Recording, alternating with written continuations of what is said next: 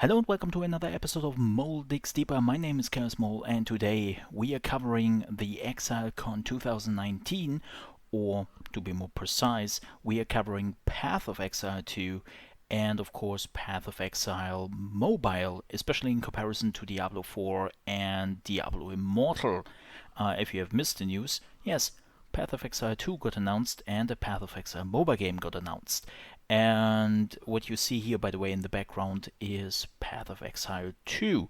Now, the question is, of course, okay, what is the difference between Path of Exile 2 and Path of Exile? Well, right now, the biggest difference is that there are not too many differences. There will be more story content, everything will be for free, you are keeping your cosmetics, and you have to choose a new character, so you have to start at level 1 again, and you can choose inside the game if you want to play Path of Exile 1 or if you want to play Path of Exile 2. So it's basically one game, two storylines, so to speak. But the biggest change, which is definitely coming to Path of Exile 2, is not like a change in itself, but many system changes, because Path of Exile has a problem. Path of Exile has been out now in the wild for many years, has created a huge fan base, and a lot of people have, of course, gathered around this game, and in particular on some of the gameplay elements. But these gameplay elements also created some issues for new players, or were sometimes not really like the best idea. Like, they looked good on paper, but in the game itself they felt a little bit clunky, or they could have just done it better. But the problem is the community got so used to a lot of the systems that if they wanted to change them, that would probably piss off a lot of people out there. So what could they do? Well, of course, they could have done it regardless and just see how it goes, and hopefully it sticks with the community. Or they say, okay, you know what? Let us do Path of Exile 2, and let's change some of the big systems, like we are doing the gems and the gem slotting, how we are doing the talent tree, and so on and so forth. Like, they can change a lot of things, and if people say, sorry man, I don't like this new system, they can still say, well, you know what, just go back to Path of Exile 1, play with the old system, we are still supporting the game, you will still get new content, you will get basically the same content as the Path of Exile 2 players, you will still get events and so on and so forth, but the new systems will not be there. There in Path of Exile 2, you can still play with the old system. So nobody is really losing out on anything, which is fantastic. And there's like the biggest change coming to the game. They also do some graphical updates and some animation updates, some physics updates. It still looks very much like Path of Exile, so nothing much changes, but it looks a little bit prettier here and there around the edges, which is great. Now you might say, okay, but how do you want to compare this to Diablo 4? Well, here's the thing. Diablo 4 is, like Path of Exile, still years away. Path of Exile has already said a beta will start as soon as by the end of next year. And that is a maybe. And similar things have been said at Blizzard when they talked about Diablo 4. They were like, yeah, not even Blizzard soon, we will see about that. But there are rumors going around that they will probably start another closed beta by the end of the year. So as it stands, we have a very high chance that Path of Exile 2 and Diablo 4 are getting released at the same time, which I'm really interested to see. I want to see how these two games, and especially established games, fight each other. I want to see that, and the cold hard reality is Path of Exile is right now bigger than Diablo. Diablo had a hard time in the last few years. They didn't get any new content, and Path of Exile has been getting content every 3 months and a big expansion every 1 or 2 years, and is now getting another huge expansion coming out in less than a month. And Diablo basically gets nothing. So it doesn't really surprise that most people have already switched to Diablo and they are playing the not Diablo, sorry, Path of Exile, and that they that they are playing Path of Exile now. Of course, that doesn't mean that they will stick around with the game when Diablo 4 is coming out, but chances are very high that a lot of people would just go with Path of Exile 2, because at least there they know that they are getting supports for many years, and Grinding Gear Games, the developer of Path of Exile, have a positive track record, where on the other hand Blizzard is not looking so great. Sometimes. Not always, but sometimes. And we will of course see how that goes. But there is one thing in particular. I have watched gameplay of Diablo 4 for about 2 hours.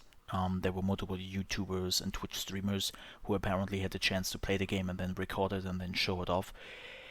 And what I have seen so far feels very much like a game which is still in an early development stage, where a lot of things are missing, and that's what they are, right? As I said, the game is probably still like 2 years out before we will actually be able to play it, and it doesn't really surprise that they have still things missing, right? But when you look at Path of Exile 2 right now, it's the opposite. You're looking at Path of Exile 2 and the first thing you think is, hey, wow, the systems are already in place.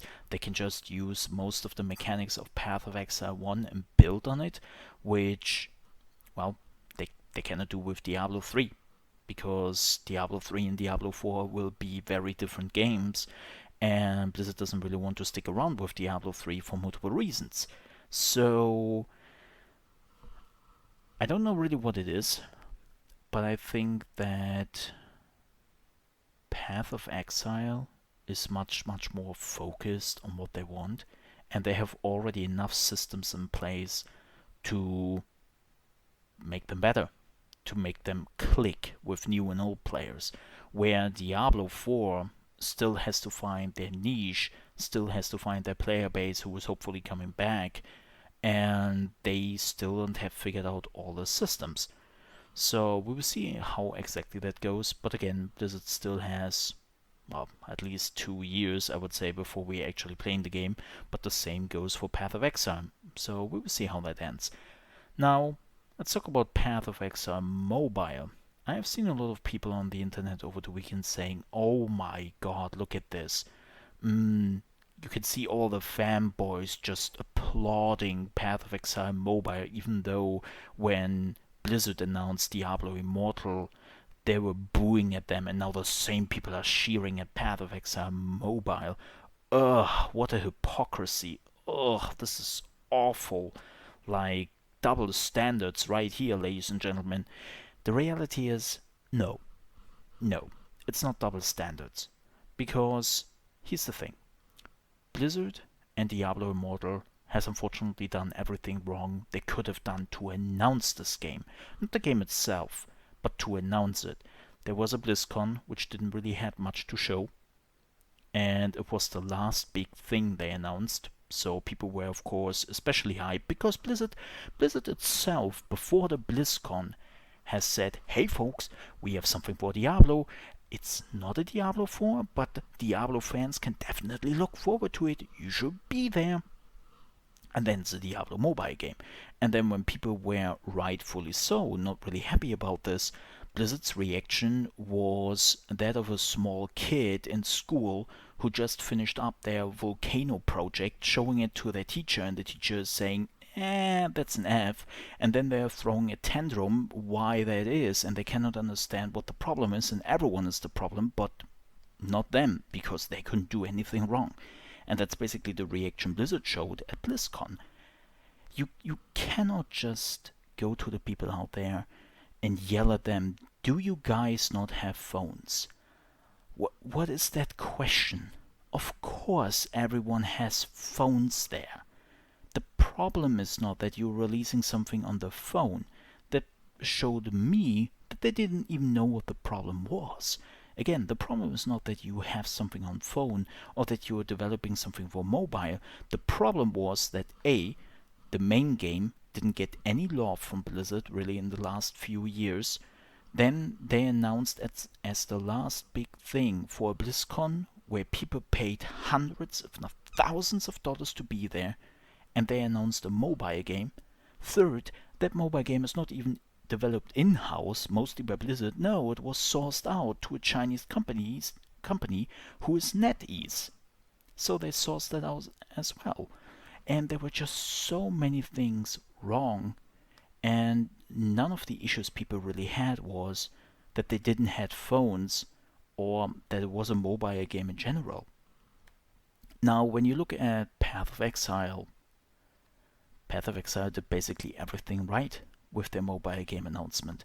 They showed off Path of Exile 2, they showed off the next big expansion for Path of Exile, they showed off the new league for Path of Exile, and then they were like, hey folks, listen up, we have this little side project we have been working on for a year now.